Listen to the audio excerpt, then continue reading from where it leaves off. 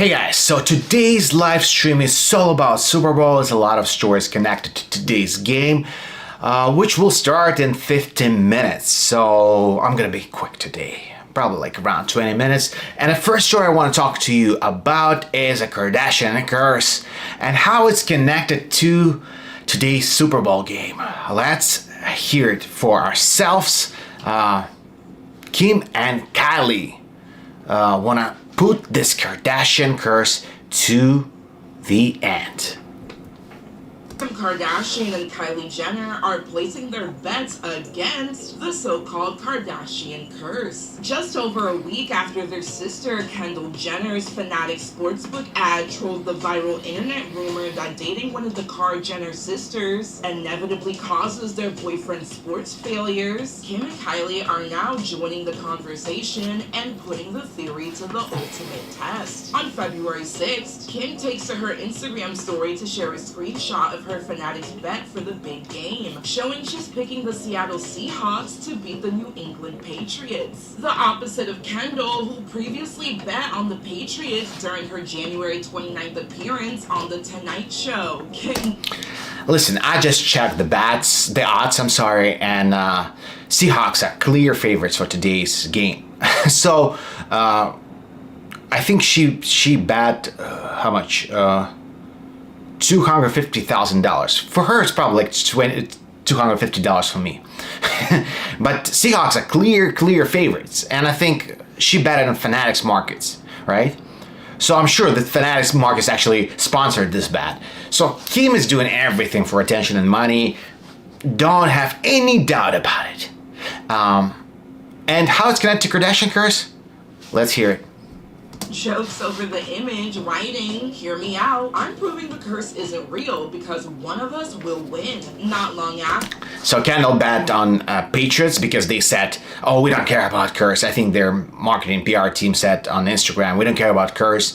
We want you, Kendall, in our team." And Kim is betting against her younger sister, betting on Seattle Seahawks. Kylie jumps in with an Instagram story of her own, sharing her Fanatics bet and playfully calling out Kim in the process. Kylie writes, "Kim traded on the Seahawks. Am I saying I copied her by trading on the Seahawks?" Now with both sisters betting and joking around, all that's left... Look, they both mentioned Fanatics, so I'm sure they like sponsoring this bets. They're not even betting.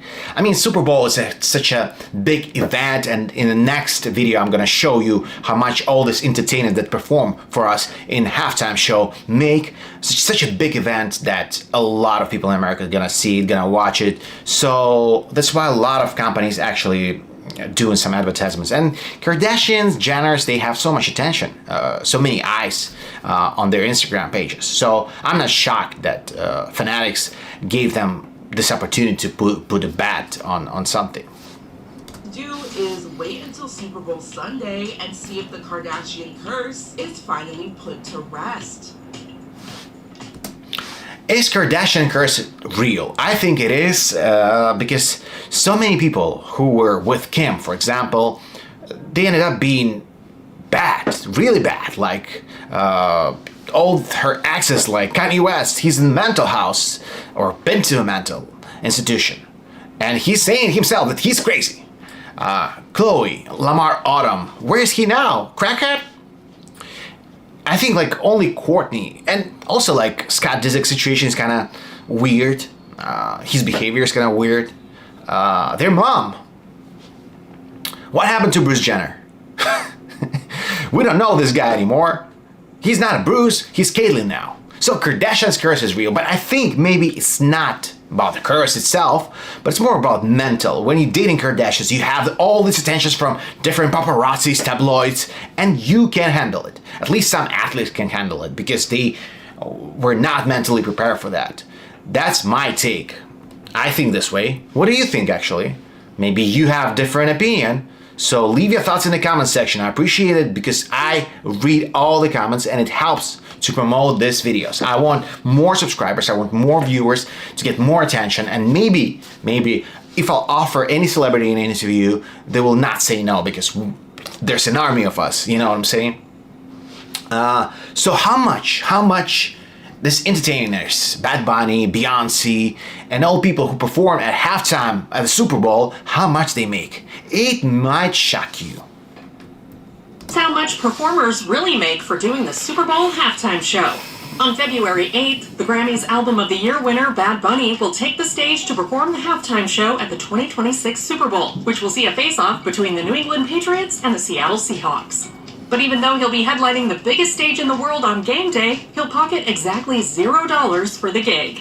As an NFL spokesperson told Forbes back in 2016, we do not pay the artists, we cover expenses and production costs. So despite featuring global superstars like Beyonce, Usher, and Rihanna in recent years, the NFL has maintained its long-standing tradition of not paying their halftime talent a traditional appearance fee. Instead, the artists trade the paycheck for exposure. For example, the 2025 Super Bowl, which featured Kendrick Lamar as the halftime performer, drew in over 127 million viewers. Yeah, I mean, if you have so much attention, why would you need to get a paycheck from that? You can translate it into more performances or bigger Spotify streams. So it's like it's a win-win for an artist and for Super Bowl. NFL don't need to pay money. They only cover expenses like dancers, whatever. And artists can get their attention. Attention is what we actually need in this world. We all, if we're in the entertainment industry, even YouTube, right? I'm also fighting for your attention. So the more people viewing this video, the more people subscribing to this channel, the bigger the channel gets. It makes me happy. Same with artists. 100 plus million viewers. Can you imagine this number? I remember when Kanye West basically paid crazy money to post a commercial last year, and it made him such a huge amount of money. That's it. That's what it is. In addition to covering production costs and travel expenses, with some reports estimating past bills totaling $12 to $15 million, the NFL does pay performers a minimum union-required fee for their labor, which for Usher equated to $671 for his performance and around $1,800 for his rehearsals, according to Sports Illustrated. I don't know why Usher even took this money. He probably made millions out of this stuff that he sold after Super Bowl performance. But you know, money is money. Can't blame him. The NFL has held firm to not paying halftime performers. They attempted to change tactics in 2015 by asking Katy Perry to pay them to headline the coveted gig. However, she refused to be in a category of her own as a pay-for-play performer and ultimately performed without paying. She told Forbes in 2015, "I don't want an asterisk by my name for playing the Super Bowl for the rest of my life. I want to be able to say I played the Super Bowl based on my talents and my merit. Thank you very much." If you ask me, I would prefer somebody like Beyonce or Rihanna or Katy Perry or Shakira or, I don't know, somebody who actually can sing versus like rappers like Kendrick Lamar. Even though I love Kendrick, he's my favorite, one of my favorite rappers with Kanye probably, Bad Bunny, you know, like it's a little different. I like performance at the Super Bowl. For example, like not everyone likes the rap music, right? But everyone will appreciate good singing and good entertainment, good dancing, like Usher did, for example. He was dancing his ass off. Maybe Usher is not the greatest singer in the world, but he can definitely dance, right? That's what I'm saying. I think that's really important. Entertainment, not only basically seeing somebody perform. Again, like I'm sure like a lot of people don't like Bad Bunny's music. Maybe because he has a lot of fans. And I'm saying a lot of fans. Definitely, for sure. That's why NFL decided to go with him. I personally would prefer Taylor Swift. Even though I'm not a fan of Taylor's music, I'm not a Swiftie, right? But Taylor Swift, I think she's a better entertainment for more people. It's like, it's a favorite TV program for American people. And American people want to see somebody who's performing, who's basically singing their souls off. That's my take. Maybe you have different opinion. Share it in a comment section, and we'll move on to another story. Actually, 40 minutes before the Super Bowl. So, next story I want to share with you that actually Cardi B gave a lap dance to a robot. Can you imagine that? Cardi B fell backwards after a robot tumbled on top of her during a playful lap dance in San Francisco on Saturday afternoon. The Like It rapper seductively approached the robot while walking outside a hotel, jokingly telling onlookers, "Get away from my man!" Cardi, 33, placed her hand on the robot's shoulder and slowly started circling it. The Grammy winner then got low to meet the robot at eye level before wrapping her hand all over its leg. She pretended to dance on the robot before turning around, placing her hands on his shoulders and shimmying it down. I mean, we all know, who doesn't, I'm gonna share it with you. Cardi B was a stripper before. Then she became famous on Love and Hip Hop, got a record deal, and that's how her career took off. But she was a stripper. She was a stripper before, so for her, it's normal to give lap dances. She probably never in her life gave a lap dance to a robot. But in my opinion, Cardi is a great entertainer. That's why she's so successful, Because maybe Cardi B can't sing. Maybe she's not the greatest rapper. But she's definitely one of the greatest entertainers of her era. She knows how to create attention, whether purposely or not purposely. And as Cardi got lower, she let out a shriek as the robot came crashing down on her. Several people rushed to assist the Please Me songstress and grabbed the robot off of her. The pop icon brushed off the mishap and made her way back inside. Cardi B flew to Northern Carolina to support her boyfriend Stefon Diggs and his team, the New England Patriots, as they compete against the Seattle Seahawks for the Super Bowl Lombardi Trophy on Sunday. The highly anticipated game will be hosted at Levi's Stadium in Santa Clara, California, and the pop singer is reportedly enjoying the match from a VIP suite. According to The Sun, she invited 100 people to watch the game and paid for 40 of them to join her in a suite which costs $125,000. Cardi also reportedly booked 4 private jets and spent $100,000 for drinks to be served throughout the game.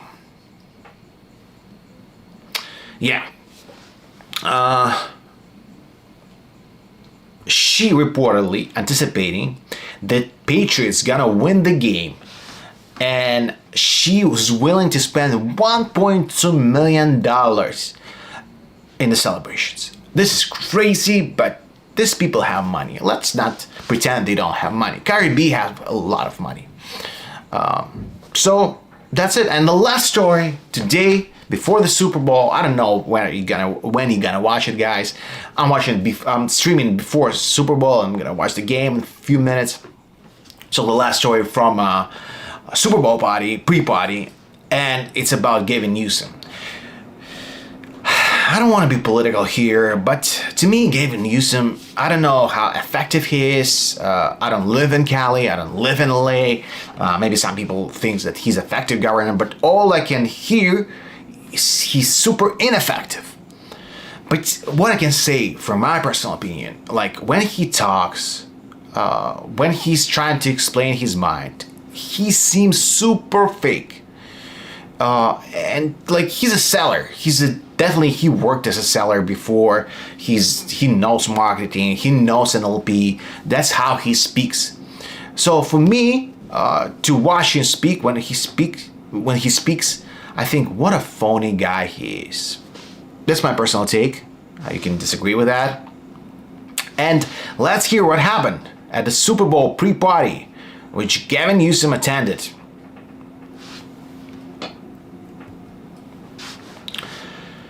So he was in the Super Bowl party scene on Thursday night. Spies saw Newsom at 2 Zary bashes.